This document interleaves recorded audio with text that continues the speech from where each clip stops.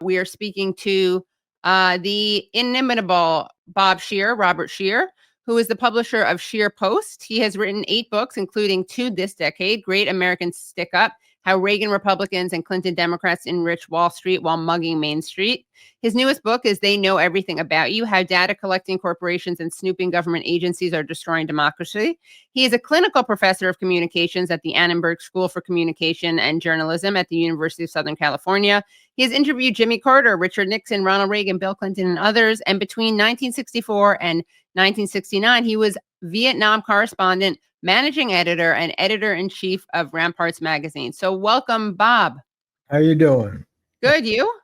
All right. The world is not doing as well, but let's That talk is about true, it. right? That's something that has not changed since last year, sadly, since 2024. And we're actually going to get to that because we're going to be talking about foreign policy. But the reason I was really excited to have you on, and I kind of thought immediately, oh, I have to have Bob Scheer on, is because, of course, as people know, Jimmy Carter has died. And you did a legendary iconic interview with Jimmy Carter in 1976. In fact, let's take a look at this, the cover. We have the cover of the magazine, and that magazine was Playboy. We can talk about why it was at Playboy in a second. We also have a photo of you with Carter, and then we have another photo of you with Carter where you're holding a microphone. So tell us about how this interview happened in the first place. Well, we have this idea that somehow media was great before the internet came along.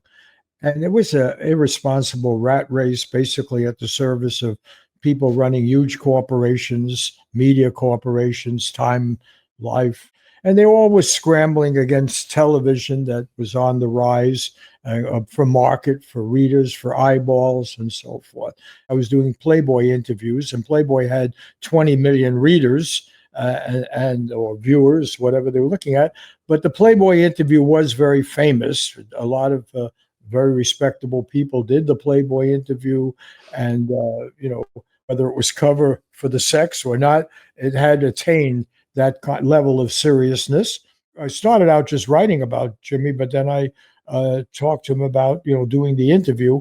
We were still in the primary season, and it was not for sure that this Southern governor, Georgia governor, whose family actually had been associated with kind of racist South up to that point, but he'd gone off to Annapolis and became a more modern person, that this was going to be a good leader for the Democratic Party. It was a real issue. And he was also wearing religion on his sleeve. And this is when most of born-again Christians, being poorer in the South and everything, were still Democrats. And so the concern was, as I say, never hustle a hustler.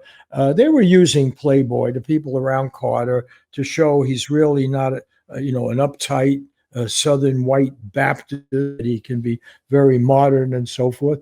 And so we started these interviews, and they got really interesting. At the end of the interview, and if you see the pictures, I was always very insecure. Am I doing a good recording? Because a lot of it is done on airplanes. So you can see he had about 4 microphones on him. And at the very end, we were outside, and going out, leaving.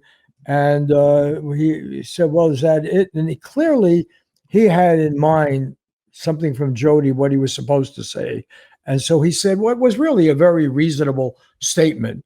He's explaining, he's a Sunday school teacher, and he was explaining, as he had been doing all along, that he's an ordinary person, that he has the same desires that other people have, and it's a struggle with the devil, right? That's what the religion is all about. You defeat the devil inside you and become pure, so that you can go to heaven and be rewarded. And what he gave was really a pretty standard Sunday school answer, a statement. Look, I'm not a freak here.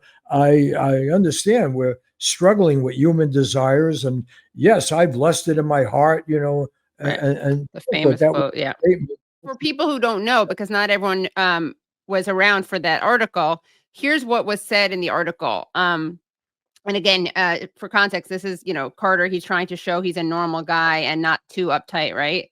I try not to commit a deliberate sin. I recognize that I'm going to do it anyhow because I'm human and I'm tempted. And Christ set some almost impossible standards for us. Christ said, quote, I tell you that anyone who looks on a woman with lust has in his heart already committed adultery, end quote. I've looked on a lot of women with lust. I've committed adultery in my heart many times. This is something that God recognizes I will do, and I have done it, and God forgives me for it.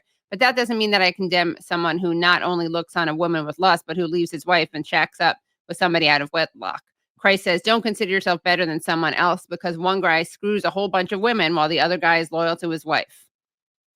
So that is kind of a But that's shocking the way thing from you him. can, maybe not, you shouldn't use the word screw, but That's that's what the he kind said. of thing. That I I didn't say know, that. Okay. Okay.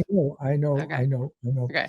But Obviously, you were there. I know you're a very proper young lady. Yes. But the point is that it's in the manner of Sunday school teaching that you confess to being human. We all have human desires. We all are competing for our soul with the devil and virtue on different sides and so forth. By the way, I had many discussions with Carter after, not many, I had 3 or 4 discussions with Carter.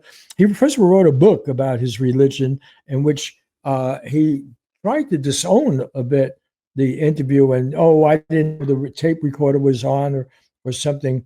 Hot mic. And then he apologized. I have a letter from Carter. By the way, all of this is in a very good book called Playing President.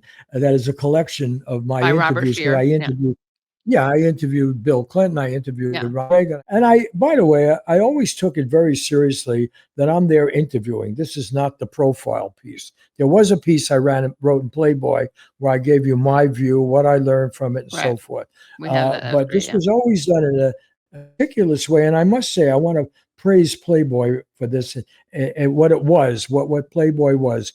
And I want to give Barry Golson a lot of credit, the guy who was my editor there, because Playboy put a standard of integrity on that interview that I didn't find elsewhere in journalism to that degree. I never found it. I found particularly, and it wasn't, Kretschmer was the overall editor. There were other great people that had been connected. But working with Barry Golson, no one ever asked me. I can tell you because I did Jerry Brown for them, and there were questions about Jerry Brown and his love life and everything. And I said, "Look, I'm not going there. I'm not interested in it." And they said, "Enough." No one. They never asked me to ask Jimmy Carter about sex. They never did. That was all my pushing. What does it mean to be a fundamentalist Christian? And when you're going to become president of the United States, a legitimate line of questioning.